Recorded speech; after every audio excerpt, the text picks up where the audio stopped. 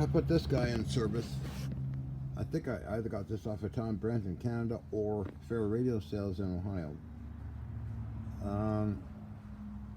It's the R390 military receiver. It picks up all different things. I don't want to turn it on because you get slapped with a copyright violation if it's on a radio station or something. It works fine. I got it hooked up to a speaker on top, as well as a piece of junk down here, which is just an amplifier. It's a player, whatever it is, radio and player. So it works okay for listening. So I made an antenna over here. So that is awesome stuff.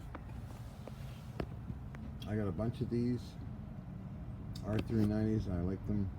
I had a McKay up here, but it wasn't feeling that well to pick up signals. But this guy sure does, as well as this other Navy receiver.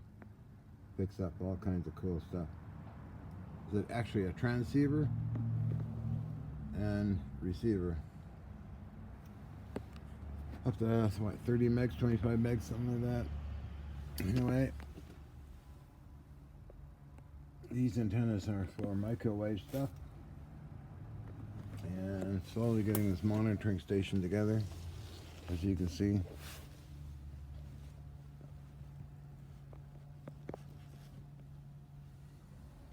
All works fine, all tuned up, all works great. Even X-band transceiver system. Yeah. Okay. Telecommunications and radio communications test gear up on top there.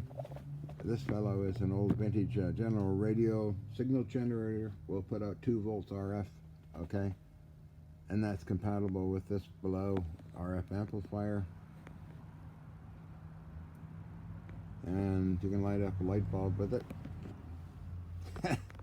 Oh, yeah, you can. I have a couple of these guys, another one that I use in Hutchison effect stuff. It's all high quality.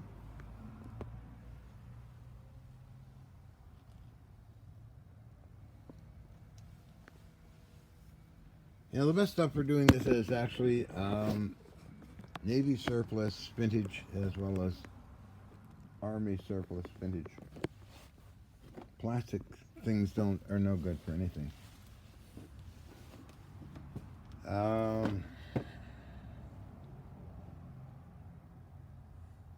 Sometimes you get a good monitor like this little thing here. It's vintage as well, kind of vintage, but it works great.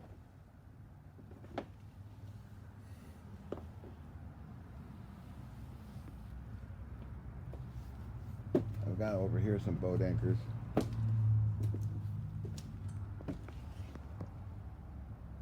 You can use Tesla coils, but they're noisy, sparky, kind of useless. This is basically a Tesla coil using triode vacuum tubes.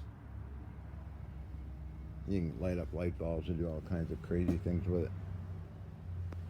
And it's a vintage spectrum analyzer, U.S. Army, as you can tell.